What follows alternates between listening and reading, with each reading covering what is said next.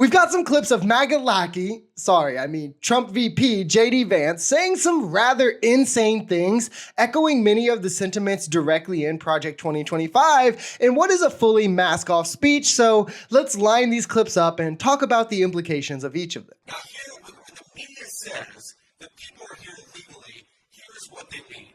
That Kamala Harris has granted mass amnesty to millions of legal aliens. Now, I happen to think that what Kamala Harris has done is not just wrong, it is illegal.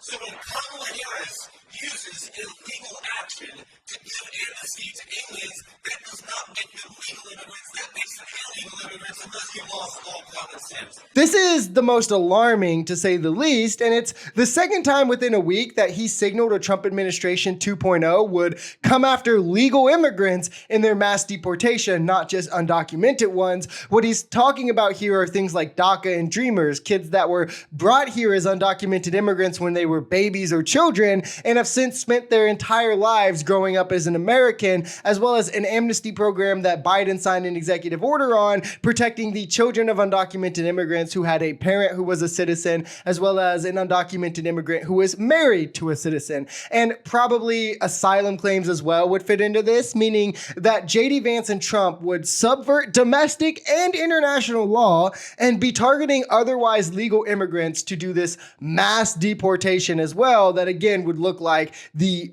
ICE and Homeland Security walking the streets like Gestapo, card checking brown people, creating mass hysteria pretty much, showing truly that it really is just brown people that they have the problem with. And this sort of amnesty that they're talking about here has long been extended to military families. Ronald Reagan did a form of it as well. And of course, as I mentioned, DACA is probably the most well-known form of this. So it's not like it's something new that you can just say, well, she did something unprecedented and illegal. Like, no, she didn't. What I said is that we create media stories. In other words, we focus the people's attention on what's already going on.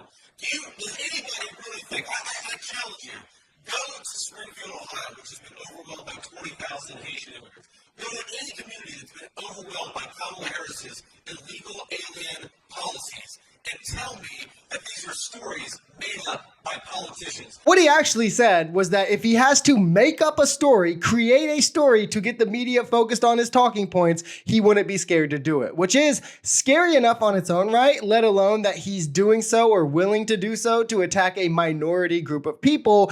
And the mayor, of whom is a registered Republican, the city officials, who are predominantly Republican, including the city manager, and the police commissioners have all came out and said, hey, this isn't happening. Can we stop saying this? I covered Dana Bash wonderfully debunking all the evidence being lightly used there, right? Really stretching the definition that Vance had of this being true. She proved it all wrong within 30 seconds. And guess what? Plenty of people have went, so I don't know why he's really saying this, including a Wall Street Journal reporter who, after being handed a police report from JD Vance and Trump's campaign officials saying that a resident claimed that her pet might have been taken by Haitian immigrants, when the reporter got to her house, it found out that she found her cat hiding in her basement just a few days later after making this report. Again, probably doing so after being motivated to by Trump and Vance spreading absolute lies, where multiple street interviews, multiple reports have also came out directly with citizens of Springfield saying, hey, this isn't true. Can we stop saying this? Most people here don't believe it, and it's not a problem.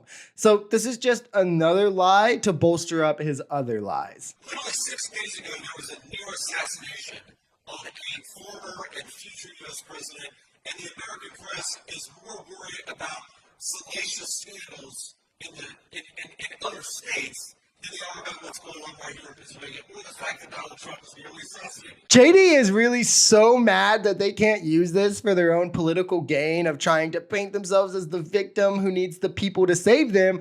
The truth is, it's not getting covered much because there's not much of a story here. Trump is one of the most divisive, hate-filled leaders we've ever seen in this country. His action and rhetoric are directly to blame, not just for these attacks, but for the danger that everyone in the political sphere is in. everything from Gretchen Whitmer being kidnapped by far-right lunatics, pipe bombs being sent by far-right lunatics to Kamala and Biden and the likes thereof, Nancy Pelosi's husband being attacked directly by a MAGA conspiracy theorist who was trying to attack her. But despite all of this, Trump has refused to change his rhetoric, refused to turn it down, refused to change his actions, and instead just tries to create an angle that can be politically advantageous to him to use for his gain. So there's not much for the media to say that they haven't already told you. I mean, Hitler, Mussolini, Stalin all had multiple attempts on their lives as well, and it definitely didn't mean that everyone needed to stop calling them out for being bad people and start sucking up to them instead, and it damn sure doesn't mean that for Trump either. If you enjoyed this video, we're Social Society. We're a commentary channel influenced by politics, society, and the economy.